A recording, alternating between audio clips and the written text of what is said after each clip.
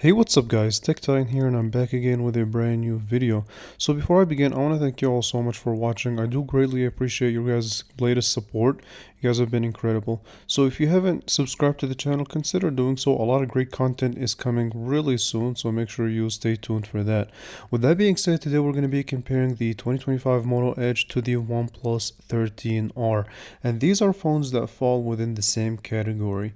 As far as I'm concerned, this should be a good comparison to give us a good idea of which one of these devices is basically, in my opinion, the king of budget phones or the king of the mid-range phones. So let's start with price itself.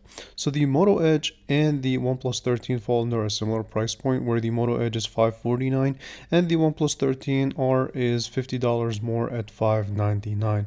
So let's go ahead and start with the design of each one of these devices. So beginning with the 2025 Moto Edge, which gives us this kind of curvature all around the phone from the back to the front to even the camera housing itself.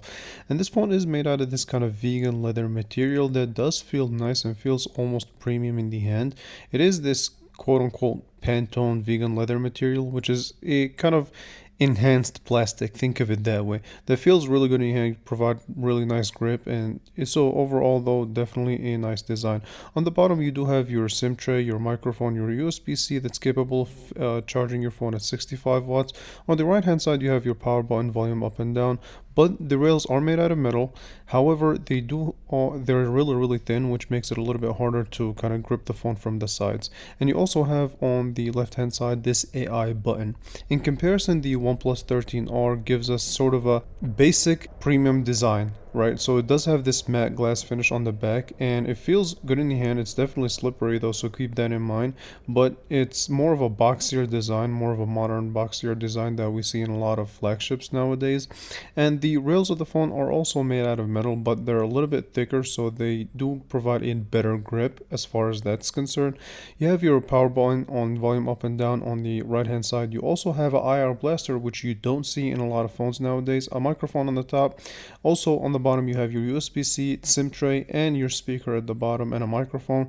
And the USB-C is capable of charging at an incredible 80 plus watts. On the left hand side you do have this kind of ring slider, which I wish more Android phones have, so I really like that feature way more than that stupid AI button that Motorola has.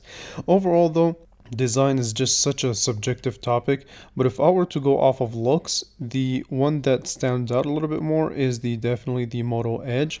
However, the OnePlus 13R gives us a more practical design, if it makes sense. So it gives us a little bit more of useful kind of features, such as a better grip in my opinion, versus the kind of sleeker thin rails that kind of mess with the grip, but over time I did get used to it. Me personally, if I were to lean over the design, I definitely like the 2025 Moto Edge's design over the OnePlus 13R. So next up in the conversation is the display. So both of these phones provide us with a AMOLED display, and they both have the same Corning Gorilla Glass 7i, which is a mid-range glass from Corning. And essentially what I want to say is that, or what I want to really be critical of here, is the quality of each of these displays. So beginning with the 2025 Moto Edge, one of the features that it has is obviously the whole point behind the Edge is this kind of curvature display that curves all around. But as far as specs are concerned, it is a POLED display, 1 billion colors, 120 Hz of refresh rate, HDR10 plus, 4500 nits of peak brightness, 92% screen to body ratio. And the curvature all kind of go all around the phone, not just the sides of the display. They also go from the top and the bottom. Overall though, it's definitely a really good display as far as I'm concerned when it comes to watching videos, going through social media, or anything that would require you to use this phone. Essentially, you really would not be disappointed with this display. Now on the other hand, the OnePlus 13R has the following display specs. So it's also a 6.7-inch display, higher resolution at 2780 by 1264. Now as far as I'm concerned though, the display on the OnePlus is better.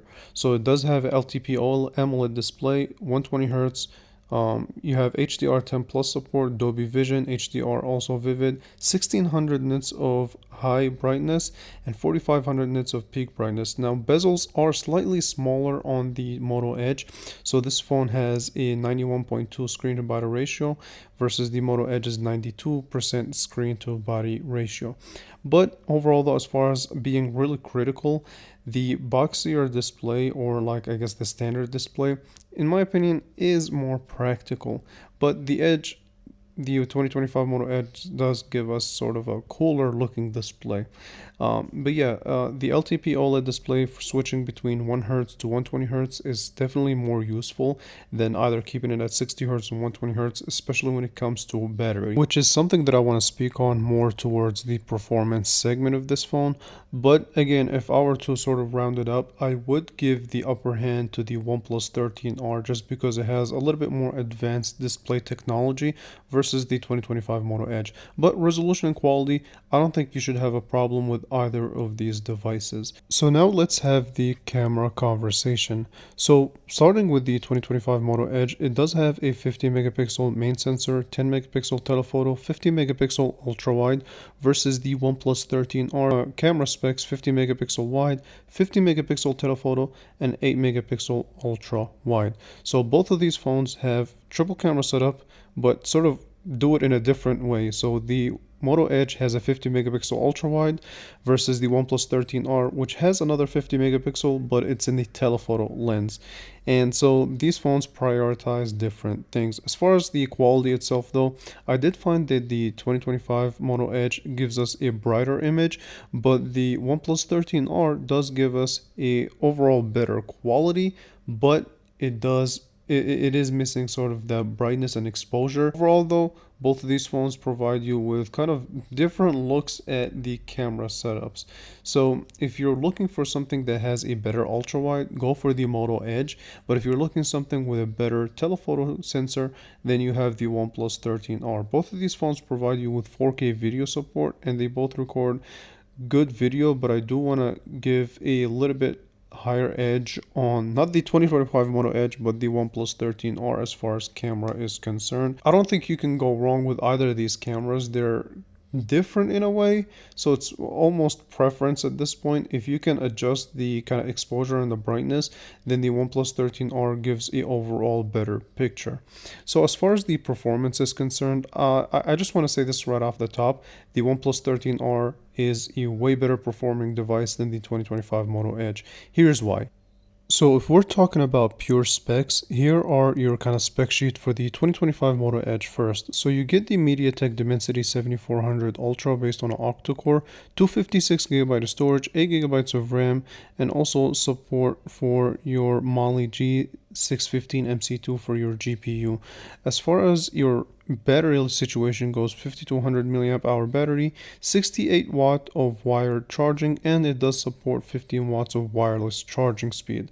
Now on the other hand, the OnePlus 13R has the following specs. So you get previous generation flagship, which is the Qualcomm Snapdragon 8 Gen 3 based on a 4nm. It is an octa-core. You have your Adreno 750 for your GPU.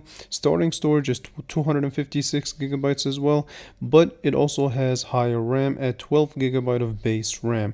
Now, while it is missing a wireless charging support, it does have a stupid 6000 milliamp hour battery and support for 80 watt of wired charging, which means that according to my testing, it reaches 50% with supported charging break in 20 minutes and 100% in about 50 to 54 minutes. So incredible charging speed. Now the 2025 Moto Edge does add this kind of AI button that I guess in some scenarios can be found useful, but from my usage of this device, I've been using it for a little over a month now, I haven't really found the need to use this AI button. If I want to look at Gemini, I just press the app itself. I wish it was more customizable.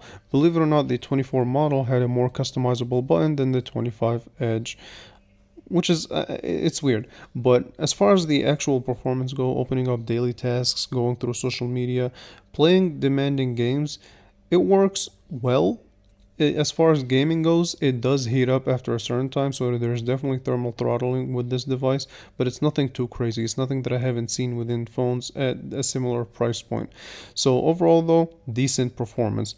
Now, The OnePlus 13R is a step up in the performance category. The Qualcomm Snapdragon 8 Gen 3 processor is clear winner as far as even benchmarks score go, so it almost doubles, if not slightly triples, the performance of the 2025 Moto Edge. So a higher sustained performance over a longer period of time, combining that with a better battery life and sort of better multitasking performance.